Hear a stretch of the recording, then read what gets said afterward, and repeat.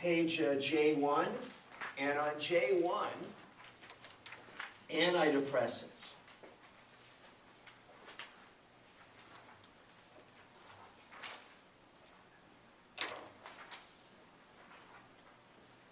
These are drugs used for the management of depression, including manic depression. So let me give you a little bit of background on this, because I think one of the main benefits of this course, if there is any, is not that we're just learning about drugs, because I'm not asking you to memorize names of drugs, but we're understanding some of these common clinical disorders, whether it's high blood pressure or angina, or whether it's phobias or OCD or depression. So then we kind of understand these clinical problems that people have, and then you understand why you would give a medication to treat it. Depression is regarded as an affective or mood disorder. There are a number of other affective or mood disorders. Depression is sometimes also known as dysphoria, but we'll use the word depression. Basically, how would we define depression? It's an inability to handle emotional feelings like sadness and having the blues, feelings of worthlessness, of guilt, of hopelessness, of withdrawal, and maybe even of suicide. Again, I'd like to reiterate, all of us have depression. And it only becomes a clinical problem where the person who's experiencing it feels they can't cope and they want to do something to help. But it's not all of these problems, whether it's OCD or whether it's phobias or panic attacks or depression, we all have that. This is not unique. At any given time, 12.5% of the U.S. population is on antidepressant medication. It is twice as common in women as in men. Again, we don't know for sure whether it's because women will do something about it, go to a doctor, get some medication, whereas men don't, or whether women are more prone to depression. I'm kind of thinking that I think women are more prone to depression. But anyhow, types of depression. Again, I'm not a psychiatrist, and I don't even play one on TV, keeping this very complex subject simple, at least at the level I understand it, there are two major categories of depression, what we will call reactive depression and what we will call endogenous or neurochemical depression. So first, what is reactive depression? This is the majority of depression. 60% of depression is reactive. And it's called reactive because it's the person who is depressed in reaction, in response to a loss. So the person has suffered a loss. And that's understandably why they're depressed. So what are some examples of this? And then we'll tell you the symptoms. So here I wrote sadness in response to real personal loss, whether it's divorce, whether it's loss of a job, there's something that somebody has lost that meant a lot. It could be marital conflict, financial problems, losing a house because of the inability to pay the mortgage, sadness in response to illness because of cancer, of having a heart attack, of having Parkinson's disease, or knowing that you're developing Alzheimer's. This also related to this is postpartum depression. As a reaction to having given birth. There are reasons for it. It's not just in the head. There's all kinds of hormonal things that are the basis of this. And also what's known as seasonal affective disorder. Anybody know what that is? People who live in, like up in Seattle, where it rains all the time, and they have 300 days a year of rain, and the skies are always gray, and there's not a lot of sunlight, they tend to experience what's called this kind of depression known as seasonal affective disorder. And that's why some people like going to places that are sunnier. We actually know that a certain amount of sunlight actually affects our attitude and our emotion.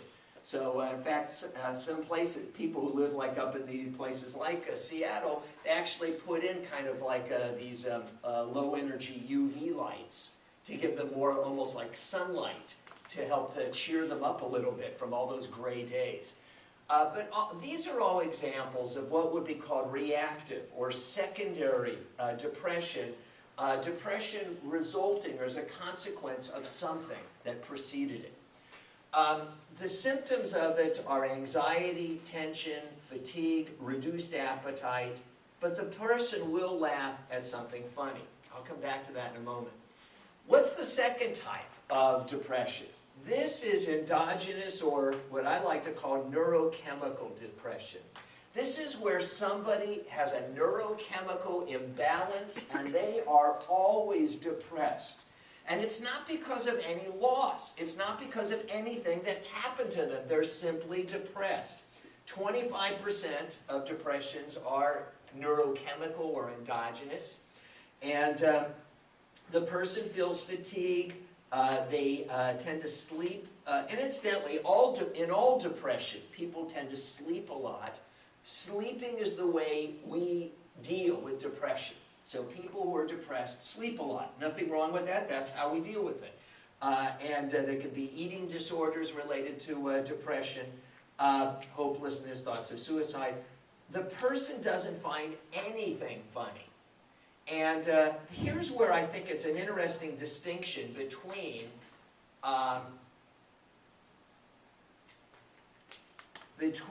reactive depression, the first type, and neurochemical depression.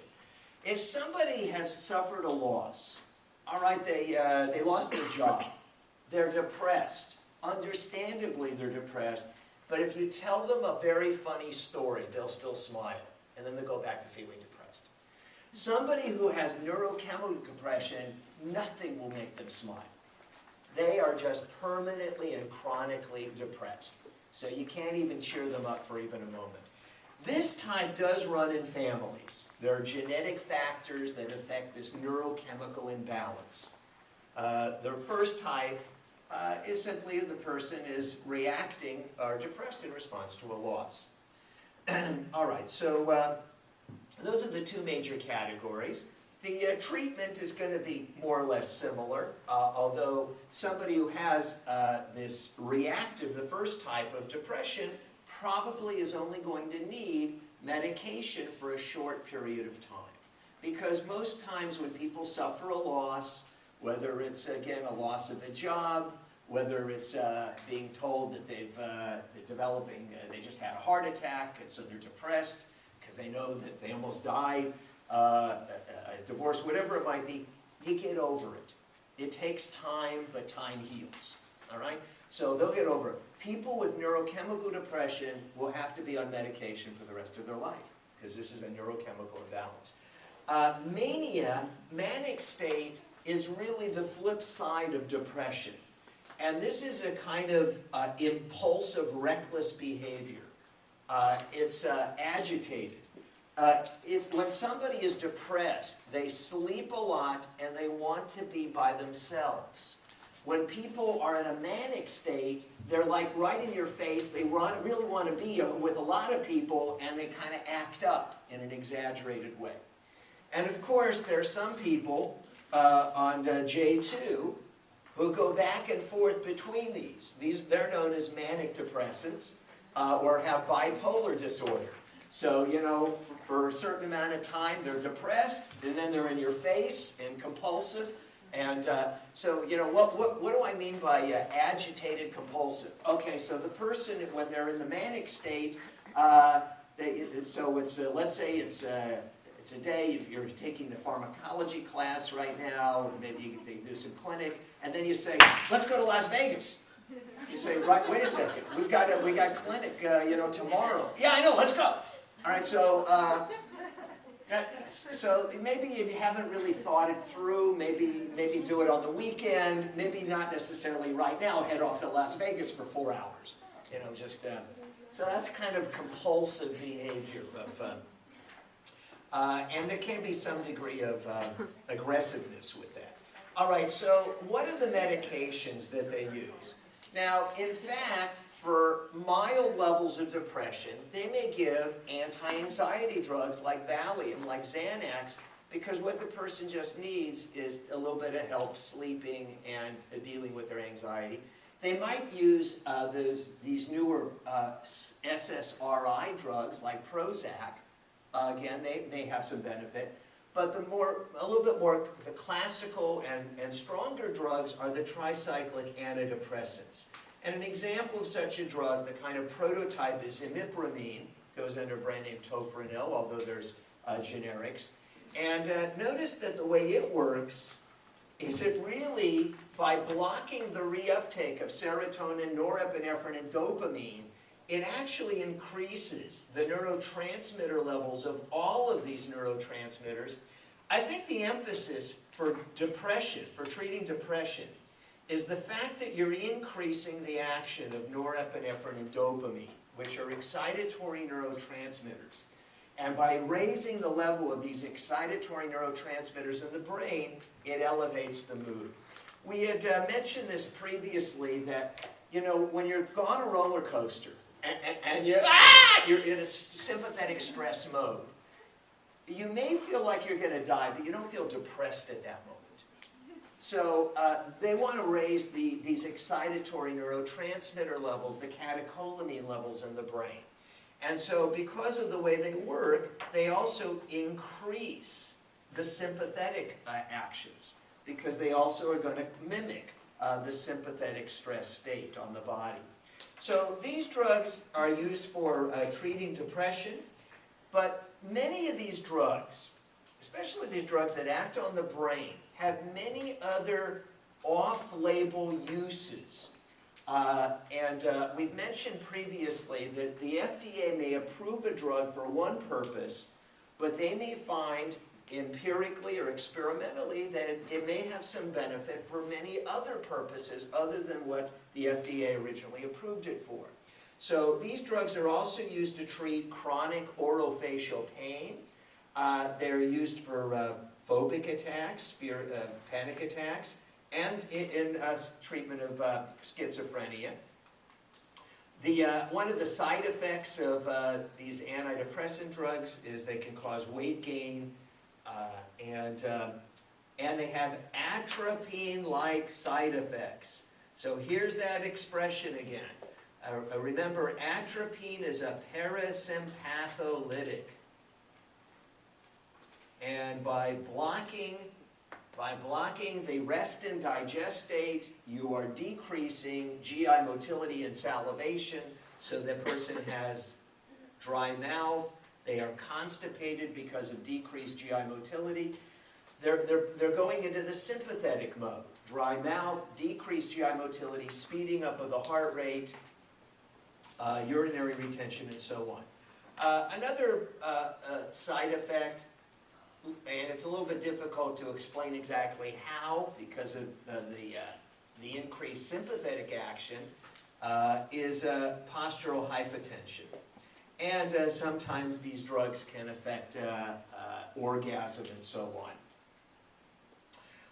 All right, again, I want to reiterate, I'm not testing you on memorizing all the side effects of drugs or names of drugs. We're just trying to have a general understanding of what's a tricyclic antidepressant. Why would it be given? What are some of the possible uses? You should know that it causes aristomia. On J3,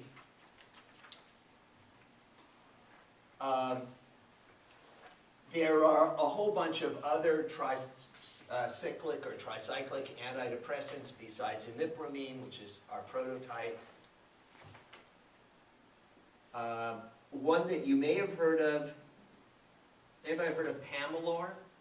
Or another one is Deserel. Now Deserel claims that they don't have these atropine-like side effects, so therefore it doesn't tend to cause aristomia. But it can cause priapism. Does anybody know what priapism is? There's a word worth learning, right? Yes, it can have an interesting side effect of causing prolonged penile erections to the point that they're painful. That's called priapism. Very interesting side effect. Another tricyclic antidepressant you may have heard of is bupropion, which goes under the brand name Wellbutrin or Zyban. And some of you may have seen Wellbutrin or Zyban is specifically promoted as an aid in controlling smoking. Again, sometimes these drugs are used for other purposes than the original purpose of treating depression. Anafranil has been used for OCD. Another one, an older drug, amitriptyline, has a number of off-label uses. Uses not necessarily originally approved by the FDA, but it's also been used to control chronic TMJ, migraine, severe migraine headaches, and has been used to treat depression, especially in children. Cymbalta, which, as I mentioned before, I see a lot of commercials for on TV, has been used not only for depression, which is what I've seen it advertised for on TV, but also chronic pain syndromes and fibromyalgia.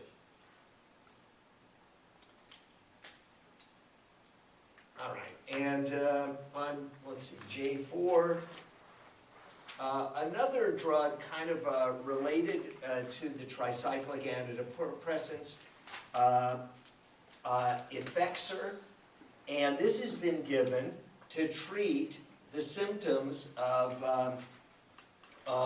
in postmenopausal women, as far as hot flashes and depression and so on, accompanying menopause. So that's been used for that purpose. Now, in addition to the tricyclic antidepressants being used to control depression, a stronger class of drugs that we've mentioned before and you probably have heard of are MAO inhibitors. MAO inhibitors. Let's remind ourselves of what that means. MAO, monoamine oxidase, is the name of the enzyme that breaks down catecholamine neurotransmitters in our body. It breaks down norepinephrine and dopamine and epinephrine. So an MAO inhibitor is a drug that stops that enzyme from working. So therefore, the norepinephrine and epinephrine and dopamine that are released by neurons isn't being broken down. So it increases the action of these excitatory neurotransmitters, increasing CNS stimulation. So in a sense, it really does the same thing that the tricyclic antidepressants do in a slightly different way. It just enhances the action of these excitatory neurotransmitters. And this, we wrote, is generally prescribed only when the other antidepressants are not sufficiently effective. Notice, like all this other drugs that affect the brain, it causes xerostomia. And on J5,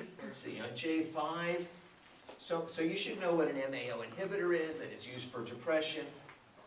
And you will see them, you'll see the use of both tricyclic antidepressants and MAO inhibitors on some of your patients at the VA hospital. That's where you tend to see a lot of people with more severe depression and behavioral issues. As far as on J5, what's lithium? Lithium is specifically used to treat manic states and manic depression. And about 80% of the people who have manic states or manic depression can be treated and controlled using lithium. It's believed that lithium actually lowers the norepinephrine levels on the brain. In other words, think of the parallel. If you're depressed, they want to raise the excitatory neurotransmitters in the brain to elevate your mood. If you're manic, they want to lower those excitatory neurotransmitters levels in the brain to calm you down. Does that kind of make sense? So they're just playing with these neurotransmitter levels in the brain to affect how people feel and their behavior. All right, and that's all I'm going to say about treating depression and manic states. Now, on J6, I'm just going to briefly mention this next category of drugs. I'm not going to say too much about it. Anti-psychotic drugs, or major tranquilizers. These are the drugs. Now, when we mentioned earlier psychoneurosis or psychoneurotic drugs, we were talking about things like panic attacks, OCD, fears or phobias. We all have that. We do not have psychoses. An antipsychotic drug is used to treat a psychosis. And an example of a psychosis, a severe mental disability, maybe a mental disorder, is schizophrenia. Now, the word schizophrenia literally means split personality. Split personality. This is somebody who really, and I should say that like all these conditions, there's a spectrum of severity. There's a spectrum of severity among people with panic attacks or OCD, and depression, and even of schizophrenia. But schizophrenia, a full-blown schizophrenic, has a loss of reality. And they have what are known as positive and negative symptoms. The positive symptoms is they suffer from hallucinations, and I don't mean that they're on LSD. They're hallucinating and having mind trips when they're all the time. They they're delusional and may have paranoid attitudes towards the world. They are agitated, and some of them are maybe aggressive and hostile. On the other hand, and again, I'm not so much going to test you on schizophrenia, but I'm just mentioning it. And on the other hand, they have negative symptoms where they are unemotional and they withdraw from the world. And I think a very interesting thing about schizophrenia is nothing gives them pleasure. They are anhedonic. They just don't derive pleasure from anything. Now, just to kind of, I'm going to give you a very simplified stereotype of a schizophrenic, speaking as somebody who's not a psychiatrist. So you take it with a grain of salt. But you know how you watch a TV show or a movie, and they show a guy, it doesn't have to be a guy, but it's a little show. And there's a guy, and he's been following a woman, and he's got photos all over his wall. Right, and he's like constantly scheming or planning something, right? We've all seen these TV shows where they go, and so this is like a killer, a serial killer. He's a schizophrenic. Now that's not all schizophrenic reach that level, but this is a person who no longer has a connection with reality. He has voices in his head that are telling them to go and kill somebody. Again, not every schizophrenic is this way. There could be schizophrenics who are not aggressive at all. So I'm not trying to paint a broad picture. But the ones who are like this, these kind of serial killers and so on, they are schizophrenic. That's what they suffer from. How do you categorize between positive and negative? Because the positive, I mean, doesn't look very positive. No, we're not saying good or bad. Okay. We're saying active and passive might be a better way to say it. They have this increased activity in terms of increased electrical activity in the brain. They're hallucinating, they're delusional, they have unwanted thoughts, they're agitated. And on the other hand, they have difficulty speaking. They cannot communicate normally. They have kind of a flat, unemotional, apathetic state. I don't know anything about this guy who murdered at the movie theater in Aurora, Colorado. But he could very well be schizophrenic. Because he was just sitting in the courtroom, like totally passive, right? They showed he's just not emotional at all. It looked like no regret, and so on, and this is totally off. This is not somebody who is connected with normal reality. Again, I want to emphasize that there's spectrums of this. All of us have various facets of things, not necessarily schizophrenia, but all of us have voices in our head. We all have that. We all have, you know, for all of us, we'll have thoughts, occasional thoughts where you don't like that person, do you? No, I don't. You'd really like to harm them, wouldn't you? Yes, I would. But that's where it stops. You don't actually start to now plan what you're going to do to that person. When you start putting out photographs, newspaper clippings on your bedroom wall about the person you don't like, you've now crossed the divide between just having occasional bad thoughts, which we all have, and somebody acting on them. All right, so there are drugs that are given. These are serious drugs. And again, some of the people who you might, in your normal practice as a dental hygienist, you're not going to be treating schizophrenics in all probability. At the VA hospital, there's some schizophrenics. All right, because some of these people have some severe mental disorders, and you may have run into that. So, all right, I'm not really going to say anything more other than under clinical uses on J7. So there are drugs, and they are used in the treatment of schizophrenia and other antipsychotic actions. However, I want to draw your attention on J7 to the fact that some of these anti-schizophrenic drugs are also used in the treatment of alcoholism, in the management of chronic nausea and vomiting, in the treatment of anorexia nervosa, where somebody is anorexic, and in the management of intractable hiccups. So the point that I really want to make here is not so much for you to memorize what these other uses of the drugs are, but if you look up a drug, you see somebody is taking, and the example I gave at the bottom of J6 was amitriptyline or Elavil, and you look it up and it says used to treat schizophrenia. Don't necessarily jump to the conclusion, oh my God, my patient is schizophrenic. Maybe they're taking it for anorexia. So we always, you know, you don't know exactly why they're being prescribed that medication, even though they're telling you they're on that medication. Because some of these drugs are used for other purposes. They can be used for fibromyalgia, you know, or something like that, or just pain problems. Nausea, chronic nausea, and that's the reason why they're taking it, even though another use of the drug is for schizophrenia. So they kind of have to be careful about jumping to conclusions. That's on page J9. On J9, related to these anti-schizophrenic drugs on J9, want to draw your attention to these, not that you have to know them. Seroquel has been used not only in the treatment of schizophrenia, but the treatment of autism.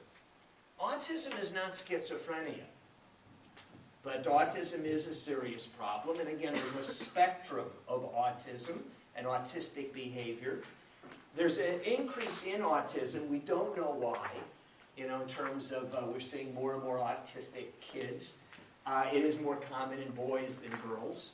Again, this has to do with kind of being withdrawn, difficulty in communicating, difficulty in picking up the cues that other people give in terms of relating to people. Normally, we understand and communicate and have discourse with another person by not only hearing what they say, but picking up their cues, and autistic individuals don't do that.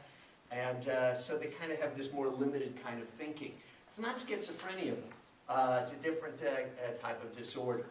Again, somebody might be taking Seroquel, you might look it up and say, oh my gosh, they have schizophrenia, but in fact maybe they have some degree of autism. Another example is risperidol, which is used to treat schizophrenia, but it's also used to treat Tourette's disorder, Tourette's syndrome. Anybody know what Tourette's is? That's where somebody has uncontrollable, speaking, and usually words that are not good words, you know, just cursing, you know, and so on, uncontrollable. And again, there's something wrong in the brain, but they're not schizophrenic. It's just a different mental disorder. but they may find that these medications might have some benefit. And another one that's related is Reglan, and Reglan is a very commonly used drug, especially in the hospital, to reduce nausea and vomiting. But it is affecting the brain by doing that. All right, so on page J11, for your own enjoyment, I have given you a questionnaire, and you can evaluate how depressed you are. So you now can evaluate your degree of anxiety, your degree of OCD, and your degree of depression. And it gives you all kinds of symptoms of whether you're depressed or not.